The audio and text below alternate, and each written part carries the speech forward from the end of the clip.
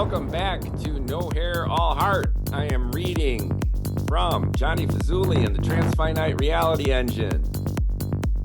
This section is $1 billion babies.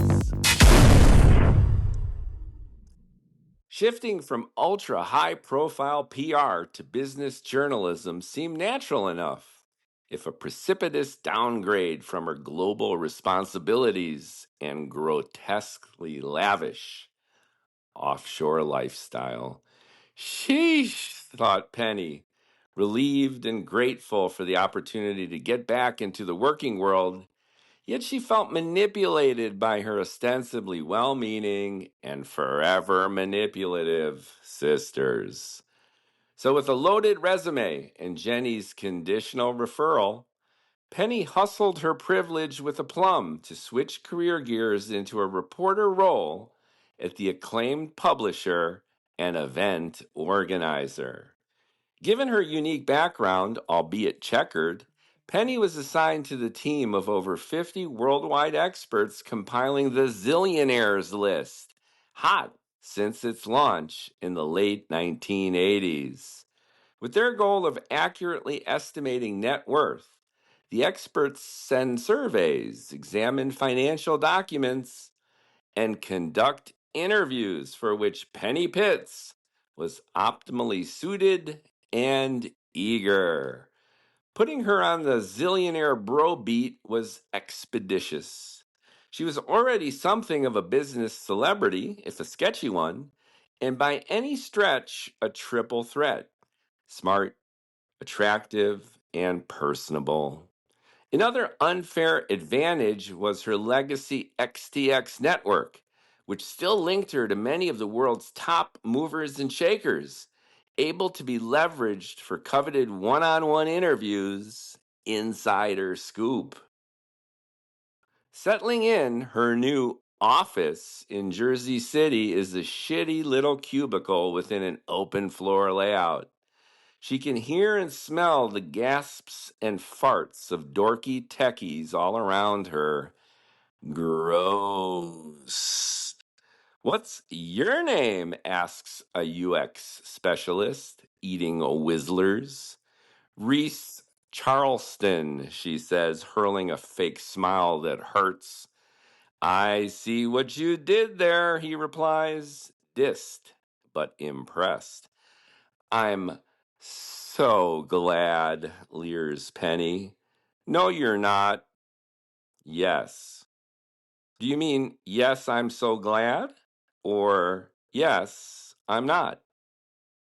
When did you graduate high school? You assume I had to graduate to get a gig here? Hard to flourish on charisma alone. Sometimes I amaze even myself. What do you do the rest of the time? A freak magnet wherever she goes, Penny stares at him, reaches over, pulls a Whizzlers out of the family-sized bag he's holding, pops it into her mouth, and slowly chews in front of him. You're welcome, he says after watching her for a while. Thank you, she gawks, handing him back the wrapper. Sure, the office is professional penance worse than Guantanamo, but thankfully she's hardly ever there. Instead, on the road with choice access to 0.00003436712.9% of the world's population. Within months, she's interviewed so many plutocrats, top to bottom, felon to hubba, SpaceX to Chick-fil-A, that they've morphed into a mega mashup, a human meatball made of money. Most are straight old white men, and many hit on her. Pleasing to Olympus trolls, she's galloped her editorial Trojan horse from dive bars to 5 stars. Tempted, but never giving herself away.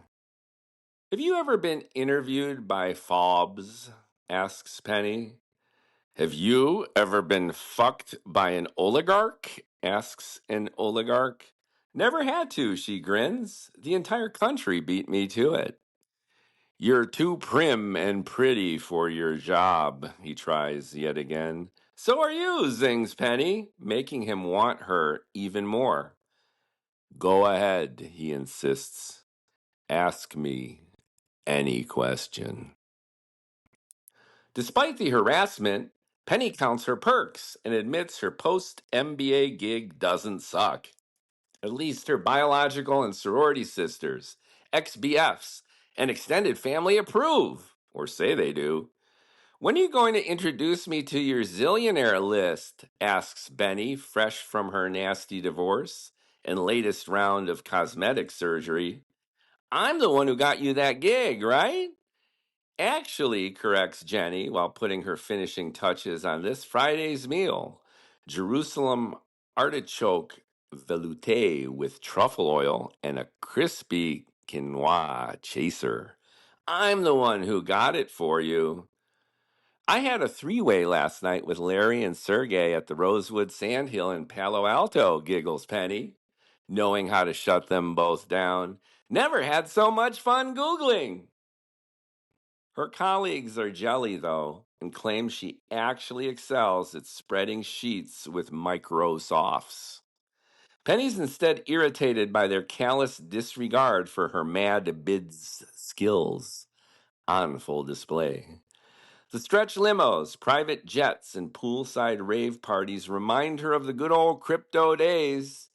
Keep her interested long enough to indulge, but not short enough to lose interest from sheer ennui. Brushes with billionaires are also fodder for cocktail dates with the world's most ineligible bachelors, but do less for her own bottom line. Want to get rich? Work, steal, inherit, or marry it. Surrounded by wealth again, but not her own, she's getting jaded. A stark contrast to her first gig, excusing and glamorizing crypto when her decisions mattered and people listened. XTX was such a small company with so much power, some in her own young hands, that despite everything that happened and why, she was never made to feel like a bun in a sausage fest. Penny's back in the testosterone zone again, but instead of producer, director, and co star, she's just a prop. Late nights and swank tiki bars still suck when she's poorly scripted as filthy rich dork bait. Accustomed to being underestimated her whole life, mastering the art of flying under the radar was the cost of entry. But it sucks being exploited by chauvinists setting her ceiling low. Her feminized generation has indeed come a long way, baby. Yet the man bro world, especially given today's political whiplash, abides. Seems Penny and her gender again share the same limbo. Meanwhile, word has gotten out that crypto's princess of PR is back in the biz, even if underemployed and not getting the industry attention she secretly craves and obviously deserves. In parallel, the crypto tide has turned. Sam sitting in the slam, feeling vindicated as he watches his reflection unshatter in the looking glass of corruption he helped create and then crack. The reluctant doll of Silicon Valley, Penny is invited to the inauguration. A gaggle of her recent interviewees stand beside the Donald, a veritable dude bro renaissance of deregulation. She marvels at how times have changed. Not only has Penny flipped from pariah to prima donna, but the blockchain has become shackled to the G, thickening the wallet of the Trumps. Crypto redeemed, she gets offers, of course, most notably from World Liberty Financial and from none other than Don Jr. himself. But she turns them all down, severe grift coin PTSD. Her politics centrist to libertarian-esque, Penny is still astonished by the president-elect issuing $1 billion of his own meme coin, his family's stable coin soon to flood the world and its underbelly. The tsunami of tariffs, reckless, sloppy, and vengeful as the Musk Doge purge of the government, confirms her feeling the best years are long gone, even though she mostly faked them. Inured to cronyism by this point, she'd be the last to naively unsee funny money graft, and the first to admit that villains and heroes are interchangeable, depending on who wins an election. Maybe she fears another crash. Sisyphus, the best metaphor for her airport circling career aspirations and relationship status. She still flies first class, accrues miles, stubbornly won't let it go.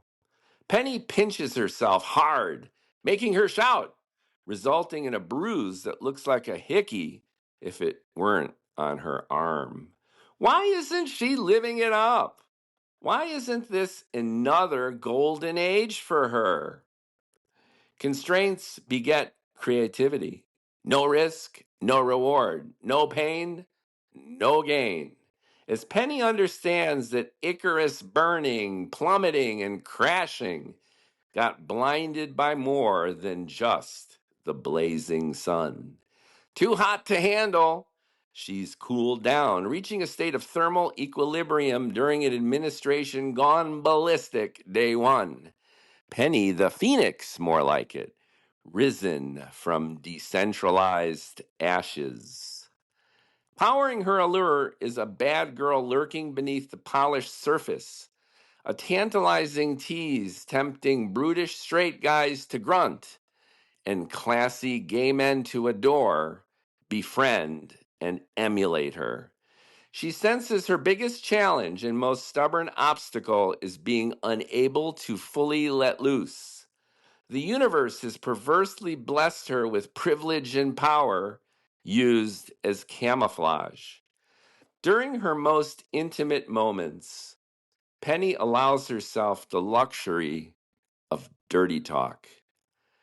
Do you want to fuck me? She asks, later demanding, come on my face for a spectacular result. But she does it for her lovers, not for herself. Taking pleasure in pleasing others is, of course, a pleasure, but Penny feels as though she is going through the motions of her own repressed emotions. A long, long time ago, lurking within a memory buried far, far away, Penny endured devastating childhood trauma. The old man behind the curtain is guilty, but she's terrified to look inside. His diabolical ghost lurks in the shadows of her fears and contorts the unreasonableness of her expectations. She closes her eyes, taps her heels 3 times, but has forgotten what to ask for. Dorothy, having surrendered, Penny remains a work in progress, alternating between pinpoint intentionality and random uncertainty. She's Schrodinger's pet, victim, and victimizer. I saw you on TV, snarks Benny, talking with her mouth closed, her nose upturned, reaching for another glass of Sauvignon Blanc. Billionaire techie dorks only date Asians, so you're out of luck.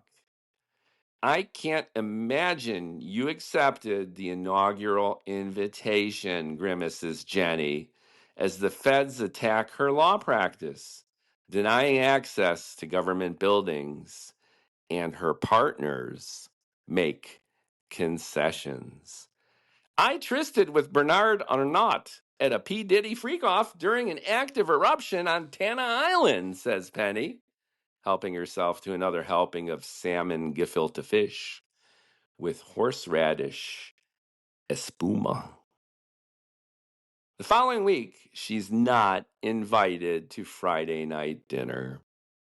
If nothing else, alienating her sisters has blessed Penny with a renewed sense of purpose, gleeful spirit of defiant independence. Such familial intransigence would have been unimaginable even during her XTX days.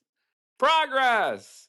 Emotionally separating from her sisters makes her feel grown up, but she's scared and lonely.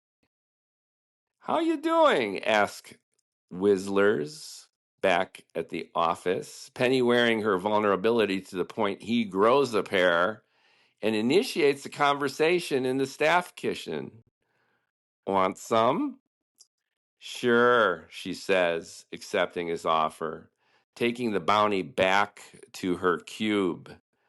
Penny eats gazing at a Chippendales wall calendar, tacked to the fiberglass padding. She needs to get laid.